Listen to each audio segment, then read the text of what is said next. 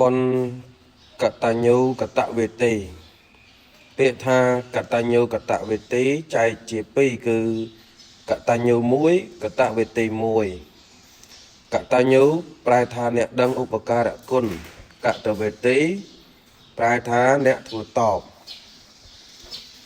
រួមបទទាំងពីរមកបានជាកតញ្ញូកតវេទីអ្នកដឹងឧបការៈគុណហើយបានធ្វើតបជននៅក្នុងលោកនេះទោះជាស្ត្រីក៏ដោយបរិសុទ្ធក៏ដោយបព្វជិតក៏ហោះណាមួយក៏ដោយដែលបានទទួលផលប្រយោជន៍និងសេចក្តីសុខចម្រើនជាដើមអំពីអ្នកដទៃគេបានឧបត្ថម្ភទំនុកបំរុងដល់ខ្លួនឲ្យបានសម្រេចប្រយោជន៍ណាមួយហើយយើងមិនអាចបំភ្លេចចោលនៅគុណបំណាច់គឺសេចក្តីល្អដែលគេធ្វើឲ្យដល់យើងនោះទេ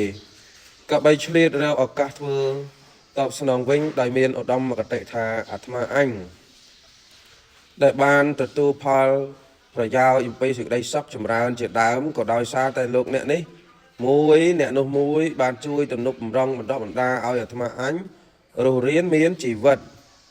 ព្រមទាំងទទួលបាននូវសេចក្តីសុខចម្រើនរហូតមកដល់សប្តាហ៍ថ្ងៃនេះដូច្នេះអាត្មាអញគង់មានថ្ងៃខែឆ្នាំណាមួយជាពេលវេលាដ៏សំគូនឹងធ្វើតបវិញពុំខានឡើយប៉ុន្តែជាដើមទៅឈ្មោះថាកតញ្ញូកតវេទីបុគ្គលមែនបើគ្រាន់តែដឹងថាអ្នកនោះមួយអ្នកនេះមួយមានឧបការៈគុណលើអាត្មាអញប៉ុន្តែការដឹងនោះគ្រាន់តែដឹងប៉ុណ្ណោះហើយមិនបានធ្វើតបវិញទេក៏គ្មានប្រយោជន៍អ្វីប៉ុន្តែនៅគ្រាន់ជាងអ្នកដែលមិនដឹងគុណសោះឡើយមានគាថាមួយកន្លែងលោកបានបញ្ជាក់ថាកតញ្ញុតាធម្មមូលេកតញ្ញុតាបធានតាកតញ្ញុតាយសន្តិយាសពបញ្ញចវិជ្ជតិយថាបិវច្ចកោពពេមេតុភតាកតញ្ញុតានុភាវេនៈសកេសោឧបបច្ចតិកតញ្ញុតាធម៌ជាឫសគល់នៃកុសលធម៌ទាំងពួងកតញ្ញុតាជាប្រធាននៅក្នុងលោកកាលណាកតញ្ញូតាធម៌មានហើយកុសលផលបុណ្យទាំងឡាយក៏កើតឡើងបុគ្គលគំរូក្នុងកតញ្ញូកតវេទីនេះមានច្រើនដូចជារឿងសវណ្ណសាមរឿងកិច្ចជាដករឿងសត្វថ្មាតដឹងគុណរឿងបកណ្ណកនិបាតជាដករឿងសត្វសេកដឹងគុណនឹងមានរឿងច្រើនអញ្ចឹងនឹងលើករឿងមួយដែលតកតងនឹងព្រះសម្មាសម្ពុទ្ធបរមគ្រូជាម្ចាស់ព្រះអង្គគង់នៅវត្តចេតពុនជាអារាមរបស់អនាថបណ្ឌិកសិទ្ធិសាងថ្វាយចិត្តក្រុងសាវត្ថីព្រះសាស្តាទ្រង់ប្ររពភិក្ខុចិញ្ចឹមញោមទើបទ្រង់ត្រាស់ហៅភិក្ខុនាំមកថាមនីភិក្ខុលើថាអ្នកចិញ្ចឹមក្រហោះពិតមែនឬភិក្ខុនោះក្រាបទូលថាបបិទ្ធព្រះអង្គដោយចម្រើនពិតដូច្នោះមែនព្រះអង្គទ្រង់ត្រាស់សួរថាក្រហោះនោះត្រូវជាអ្វីនឹងអ្នកភិក្ខុនោះក្រាបទូលថាបបិទ្ធព្រះអង្គដោយចម្រើនត្រូវជាញោមស្រីញោមប្រុសរបស់ខ្ញុំព្រះអង្គទ្រង់ត្រាស់ថាមនីភិក្ខុបណ្ឌិតកាលពីមុនជាសត្វដេរឆានឲ្យឪពុកម្ដាយដេកនៅនឹងសម្បុកហ្នឹងហើយទោះជាសត្វដេរឆានក៏ដោយឲ្យតែដឹងគុណលោកអ្នកមានគុណលោកថាបណ្ឌិតហ្នឹងហើយរកអាហារដោយចំពោះមកចិញ្ចឹមហ្នឹងមកចិញ្ចឹមលោកអ្នកមានគុណទើបព្រះអង្គលើករឿងនិទានមកកាលនោះប្របាទមគ្គធៈសោយរាជសម្បត្តិនៅនគររាជក្រឹសនៅទិសខាងកើតជាងខាងជើងនៃព្រះនគរមានផ្ទះពួកព្រាហ្មណ៍ឈ្មោះថាសាលន្ទយៈទិសខាងកើតជាងខាងជើងនៃព្រះនគរនោះជាស្រែរបស់អ្នកមគ្គធៈនៅទីនោះព្រាហ្មណ៍កោសយគូតអ្នកសាលន្ទយៈចាប់ចងស្រែនោះទុកហើយដាំស្រូវសាលីលុះស្រូវនោះដោះឡើងហើយក៏ឲ្យមនុស្សទៅធ្វើរបងហើយចែកឲ្យបរិស័ទនោះឯងថែរក្សាបរិស័ទម្នាក់ខាងរបងហើយឲ្យកូនឈ្នួលម្នាក់មើលកូនឈ្នួលធ្វើខ្ទមនៅត្រង់នោះឯងចាំរថែរក្សាយប់ថ្ងៃនៅទិសខាងកើតជាងខាងជើងនៃចំការនោះមានព្រៃរលុះធំនៅលើភ្នំរៀបមួយវងសัตว์សេកជាច្រើនរយអាស្រ័យនៅទីនោះកាលនោះព្រះពោធិសត្វកើតជាកូនសេកក្នុងវងនោះលុះធំឡើងហើយមានរូបស្អាតសម្បុរ có xa cầm lăng có tra riêng cai thông thông nắng lục thả phân đông con được ta p ở bốc mà đài xây cha chở ría ở bốc ban ao thưa chỉ thông đòi bồi thà ai lớn ấy dươngมันái hai tới ngày bàn tì nè châu cục krong vòng xây chẳng ní cho tăng pin nổ mốc xây nút cô mình áo ở bốc mà đái từ độc xì lao ban nòm vong sạch xây nở từ prey hàm một biển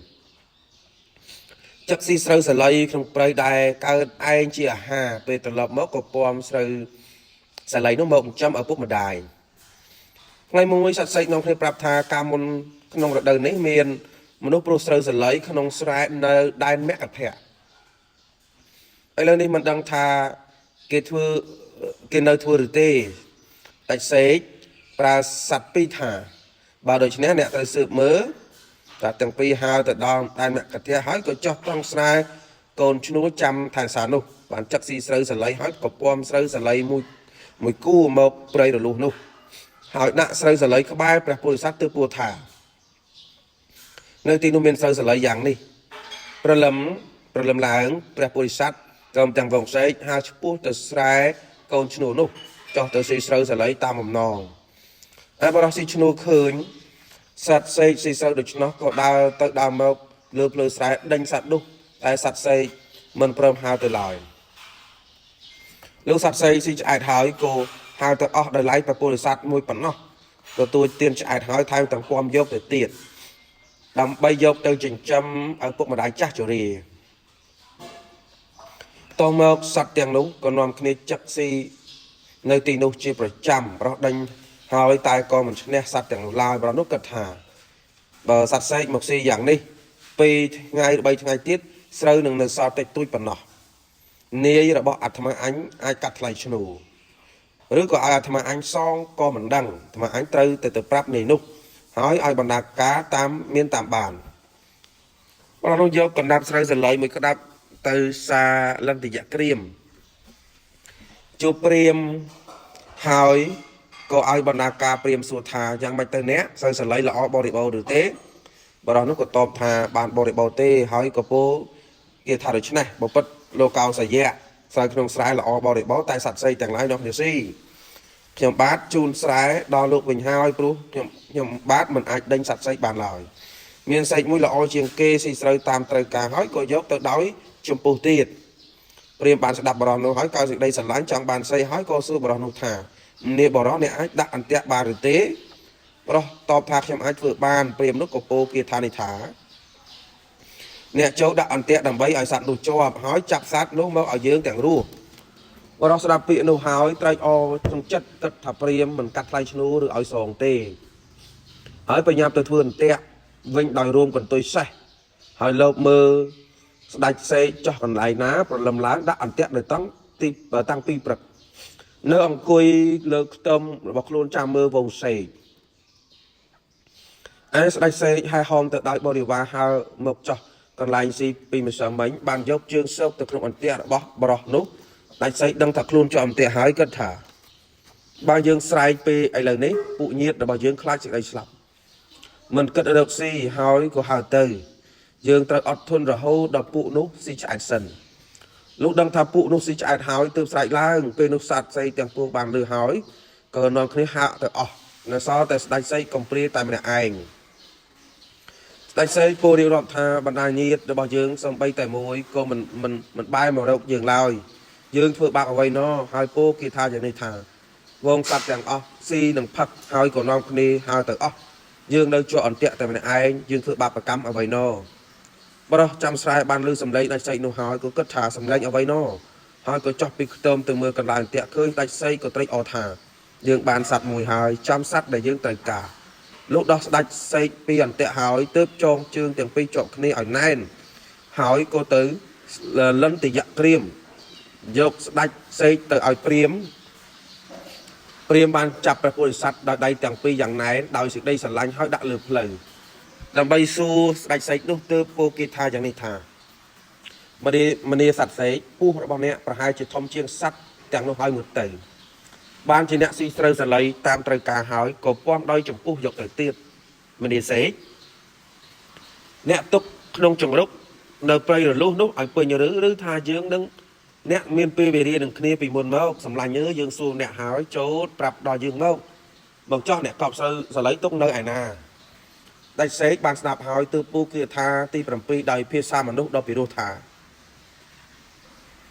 ខ្ញុំនឹងលោកមិនមានពេលវេលានឹងគ្នាទេជំរុករបស់ខ្ញុំក៏មិនមានខ្ញុំនាំយកស្រូវសលៃរបស់លោកទៅដល់ចុងរលុះហើយទើបផ្សំបំណុលចាស់ឲ្យគេខ្ចីថ្មីទៀតនឹងកប់ទុកក្នុងព្រៃរលុះនោះបបិទ្ធលោកកោសយៈសូមលោកជ្រាបយ៉ាងនេះចោះពេលនោះព្រាមសួរព្រះពុរិស័ទថាការឲ្យគេខ្ចីនោះដូចម្ដេចការសងបំណុលគេនោះដូចម្ដេចអ្នកចូលប្រាប់វិធីកប់ទ្រព្យនោះហើយអ្នកនឹងរួចផុតអំពីអន្ទាក់នេះបានដាច់សេកត្រូវព្រាមសួរយ៉ាងនេះហើយដើម្បីព្យាករពីបញ្ហានោះទើបពោគេថាយ៉ាងនេះថាមនីបបិទ្ធលោកកោសយៈកូនតូចទាំងឡាយរបស់ខ្ញុំនៅខ្ចីរួមនៅមិនទាន់ដោះកូនទាំងនោះខ្ញុំចិញ្ចឹមមកហើយគេនឹងចិញ្ចឹមខ្ញុំវិញព្រោះហេតុនោះទើបឈ្មោះថាឲ្យគេខ្ចីឪពុកម្ដាយរបស់ខ្ញុំចាស់ជរាទៅពលភាពហើយខ្ញុំពំស្រូវសលៃដោយចំពោះដើម្បីបកគលទាំងនោះនេះឈ្មោះថាសងបំណុលគេម្យ៉ាងទៀតសត្វសេកដតីទៀតក្នុងពេលលុះនេះមានរោមជួអស់ហើយជាសត្វទៅពលភាពខ្ញុំត្រូវការបន់ទើបត្រូវឲ្យស្រូវសលៃដល់សត្វទាំងនោះបណ្ឌិតទាំងឡាយពោនៅក្នុងការធ្វើបន់នោះថាជាកំណត់ទ្រព្យការឲ្យគេខ្ចីរបស់ខ្ញុំគឺដូច្នេះការសងបំណុលរបស់ខ្ញុំគឺដូច្នេះខ្ញុំបានប្រាប់វិធីកប់ទ្រព្យទុកគឺដូច្នេះបបិទ្ធលោកកោសយៈសូមលោកជ្រាបយ៉ាងនេះចោះព្រាមបានស្ដាប់ពាក្យរបស់ព្រះពុរិស័ទហើយមានសេចក្តីជ្រះថ្លាបានពោលគាថាយ៉ាងនេះថាសត្វមួយនេះល្អណាស់ណជាសត្វមានធម៌ដ៏ប្រសើរមនុស្សពួកខ្លះមិនមានធម៌យ៉ាងនេះឡើយអ្នកព្រមទាំងញាតិទាំងអស់ចូលស៊ីស្រូវសលៃតាមត្រូវការចោះមនីសត្វសេកយើងចង់ឃើញអ្នកតទៅទៀតការបានឃើញអ្នកជាទីពេញចិត្តរបស់យើងព្រាមអង្វរសត្វបង្វរព្រះពុរិស័ទដូច្នោះហើយសម្លឹងមើលដោយចិត្តទន់ភ្លន់ដូចជាមើលកូនជាទីស្រឡាញ់ដូច្នោះទើបស្រាយចំណងជើងនោះចេញយកថ្នាំនឹងប្រេងមកលាបជើងទាំងពីរឲ្យបរិភោគលេខទឹកឃ្មុំនិងស្ករដាក់ទឹកឲ្យផឹកនឹងចានមាសពេលនោះស្ដេចសេកពោលថាបបិទ្ធព្រាមដ៏ចម្រើនលោកចូលកំប្រមាដើម្បីឲ្យអាវាតទើបលោកពូគេថាយ៉ាងនេះថាបបិទ្ធលោកកោសយៈខ្ញុំបានស៊ីបានផឹកហើយនៅក្នុងទីលំនៅរបស់លោកជាទីពឹងពំនាក់របស់ខ្ញុំរាល់ថ្ងៃរាល់យប់សូមលោកឲ្យទានមានអាជ្ញាដាក់ចុះហើយនឹងក៏បីចិញ្ចឹមមេដាបៃតាដែលចាស់ជរាផងស្ដេចសេកបានស្រែទៅឲ្យស្រែទៅព្រាមវិញខ្លះដែលព្រាមឲ្យដល់ខ្លួននោះទទួលយកតែមួយភាគប៉ុណ្ណោះព្រាមបានចរិតទុកក្នុងការប្រគល់ស្រែឲ្យមកវិញនោះហើយបូជាព្រះពុរិស័ទដោយគ្រឿងក្រអូបមានផ្កាជាដើមព្រាមសូមកម្មាទូលរួចហើយក៏លែងទៅដោយពាក្យថាសូមទៅចោះសេកអើយទៅលួងលោមមេដាបៃតាដែលកំពុងយំសោកសង្រៃនោះចោះព្រះពុរិស័ទត្រេកអរណាស់ហើយពំស្រូវសលៃទៅដាក់ខាងមុខឪពុកម្ដាយទើបពោលថាលោកឪពុកអ្នកម្ដាយសូមក្រាបឡើងឪពុកម្ដាយរបស់ព្រះពុរិស័ទនោះក្រោកឡើងហើយសើចទាំងមានទឹកភ្នែកពេលនោះឯងវងសត្វសេកមកប្រជុំគ្នាសួរថាអ្នកដល់ប្រសើរអើយអ្នកមកបានដោយវិធីណាព្រះពុរិស័ទបាននិយាយរឿងទាំងនោះឲ្យស្ដាប់តាំងពីដើមដល់ចប់រីឯកោសយៈព្រាមតាំងពីបានស្ដាប់ឱវាទរបស់ព្រះពុរិស័ទមកក៏ចាប់ផ្ដើមឲ្យទានដល់សមណៈព្រាមមានសិលធម៌ទាំងឡាយព្រះសាស្តាដើម្បីប្រកាសសេចក្តីនោះទ្រង់ត្រាស់គាថាថាកោសយៈព្រាមមានចិត្តរីករាយផូរផង់ចាត់ចែងបាយនិងទឹកទុកហើយក៏ដាក់ទានដល់សមណៈព្រាមទាំងឡាយឲ្យឆ្អែតដោយបាយនិងទឹកនោះព្រះសាស្តាទ្រង់សម្ដែងធម៌ទេសនាចប់ហើយទ្រង់ត្រាស់ថាមនីភិក្ខុទាំងឡាយការចិញ្ចឹមមេដាបៃតាជាវង្សរបស់បណ្ឌិតទាំងឡាយដោយប្រការដូច្នេះហើយទ្រង់ប្រកាសសច្ចធម៌ទាំងឡាយលុះចប់សច្ចធម៌ភិក្ខុនោះបានសម្រេចសោតាហើយទ្រង់ប្រជុំជាដកថាវងសត្វសេកក្នុងការនោះបានមកកើតជាពុទ្ធបរិស័ទមេដាបៃតាបានមកកើតជារាជត្រកូលអ្នកចាំស្រែបានមកកើតជាឆន្ទមាតព្រាមម្ចាស់ស្រែកើតជាព្រះអានន្ទស្ដេចសេកមកកើតជាអង្គតថាគតនឹងឯងរឿងនេះសំដែងឃើញថាសំបីតែសត្វរិឆានក៏មានកតញ្ញូកតវេទីចំពោះឪពុកម្ដាយដែរហើយអាស្រ័យកតញ្ញូកតវេទីចំពោះឪពុកម្ដាយនេះឯងទើបរួចផុតពីសេចក្តីស្លាប់ព្រះសាស្តាទ្រង់ត្រាស់សម្ដែងថាបុគ្គលដែលរកបានដោយកម្រក្នុងលោកមានពីរគឺបុព្វការីបុគ្គលដែលបានធ្វើឧបការៈមុនពីរកតញ្ញូកតវេទីគឺបុគ្គលអ្នកដឹងឧបការៈបុគ្គលនោះបានធ្វើឧបការៈមកដល់ខ្លួនហើយតបស្នងវិញបុព្វការីជនដែលចាត់ថាសំខាន់នោះលោកថាមាន4ព្រះសព្វញ្ញពុទ្ធមេដាបៃតាគ្រូឧបជាយាចានិងព្រះរាជាកតញ្ញូកតវេទីលោកថាមាន4បុត្រពុទ្ធបរិស័ទត្រូវមានកតញ្ញូកតវេទីចំពោះពុទ្ធពុទ្ធធីតាត្រូវមានកតញ្ញូកតវេទីចំពោះឪពុកម្ដាយ សិទ្ធិវិហារៈនិងអន្តេវាសិកៈត្រូវមានកតញ្ញូកតវេទីចំពោះឧបជាអាចារ្យកម្មវិចារប្រជារាស្ត្រត្រូវមានកតញ្ញូកតវេទីដល់ព្រះរាជាដែលមានទស្សពុទ្ធរាជធម៌ព្រះសម្ពាញពុទ្ធព្រះអង្គបានត្រាស់ដឹងនៅនុត្តរសម្មាសម្ពុទ្ធញ្ញាណទ្រង់សម្រេចដល់ព្រះនិព្វានទោះជាព្រះអង្គមិនសម្ដែងធម៌ប្រាប់សត្វលោកក៏ទ្រង់យាងចូលនិព្វានលែងវិលកើតវិលស្លាប់ក្នុងភពតូចភពធំទៀតហើយប៉ុន្តែព្រះអង្គមានមហាករុណាដល់សត្វលោកទ្រង់សម្ដែងធម៌ចង្អុលបង្ហាញផ្លូវសត្វលោកឲ្យស្គាល់ខុសត្រូវស្គាល់គុណទោសស្គាល់ផ្លូវល្អផ្លូវអាក្រក់ដល់ពុទ្ធបរិស័ទគ្រប់ជំពូកដើម្បីឲ្យសត្វលោករួចផុតចាកទុក្ខឲ្យបានទៅនិព្វានដូចព្រះអង្គដែរនេះជាគុណដ៏ធំរបស់ព្រះអង្គមកលើពុទ្ធបរិស័ទដូច្នេះពុទ្ធបរិស័ទក៏បីសងគុណព្រះអង្គវិញដោយការសិក្សាពាក្យព្រានប្រដៅរបស់ព្រះអង្គដោយគោរពហើយយកមកប្រព្រឹត្តបដិបត្តិតាមឲ្យកើតទៅជាប្រយោជន៍ដល់ខ្លួនផងនិងប្រយោជន៍ដល់អ្នកដទៃផងគឺបដិបត្តិធម៌ដ៏សមគួរដល់ធម៌ទៅឈ្មោះថាជាអ្នកបានតបស្នងសងគុណព្រះសម្មាសម្ពុទ្ធសមដូចព្រះតម្រាស់ដែលទ្រង់ត្រាស់សម្ដែងនៅពេលបោចិត្តនៅពៀនថាមនីអានន្តបរិស័ទយកវត្ថុជាគ្រឿងសក្ការៈមកបូជានេះមិនឈ្មោះថាបូជាចំពោះតថាគតពិសេសត្រឹមប៉ុណ្ណេះទេមនីអានន្តបុគ្គលបានធ្វើសក្ការៈតថាគតដោយអមិសបូជានេះយ៉ាងនេះឬធ្វើជាងនេះក្តីក៏មិនឈ្មោះថាបូជាតថាគតដល់ក្រៃលែងនោះទេមនីអានន្តបុគ្គលណាក្តីទោះជាភិក្ខុនៃសាមណេរឧបាសកបាសិកាជាអ្នកបដិបត្តិនៅធម៌សំគូដល់ធម៌ជាអ្នកបដិបត្តិដល់ត្រឹមត្រូវជាអ្នកបដិបត្តិតាមធម៌ជាប្រកបដីបុគ្គលនោះឈ្មោះថាធ្វើសក្ការៈធ្វើសេចក្តីគោរពបូជាព្រះតថាគតដោយបដិបត្តិទៅបូជាមនីអានន្តព្រោះហេតុនោះភិក្ខុទាំងឡាយដែលជាសាវកតាំងខ្លួនថាយើងទាំងឡាយជាអ្នកបដិបត្តិដល់សំគូចូលបដិបត្តិដូច្នោះចោះមនីអានន្តអ្នកទាំងឡាយក៏បីសិក្សាយ៉ាងនេះចោះចំណុចទី2មេដាបៃតាក៏បីមានធម៌5យ៉ាងចំពោះកូនប្រុសស្រី1ប៉ាប៉ានិវារិន្តិ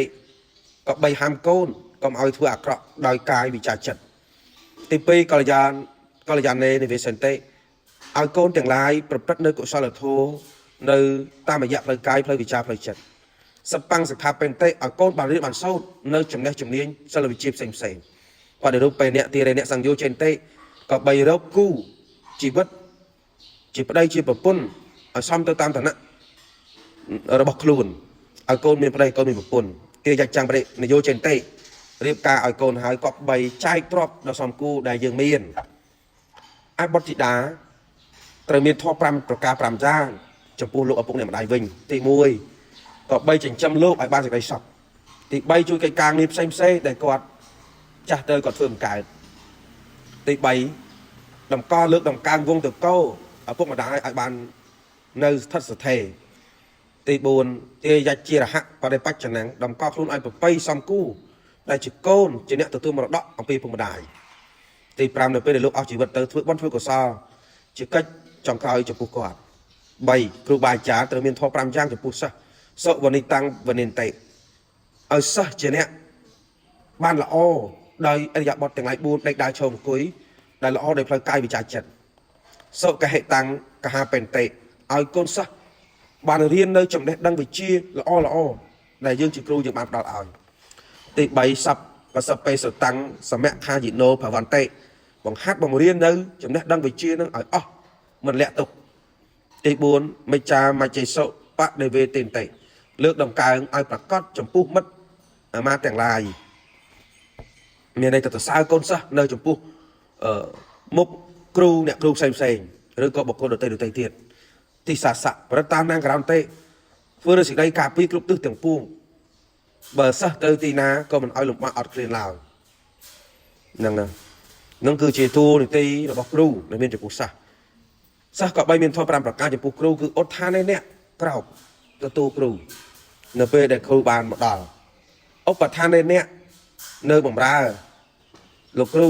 មានទឹកក្តៅទឹកត្រជាក់មានកិច្ចការផ្សេងទៀតសូសាយៈស្ដាប់អាវាតពាក្យទូមានពេលបដារបស់គ្រូបរិចរិយាយៈឧបដ្ឋាបម្រើលោកទី5សកច្ចੰសបង្បដិកហេបដិកណេអ្នករៀននៅចំណេះវិជ្ជាសពបែបយ៉ាងដោយគោរពមានន័យថាគ្រូបង្រៀនយើងស្ដាប់គ្រូបង្រៀនដោយគោរព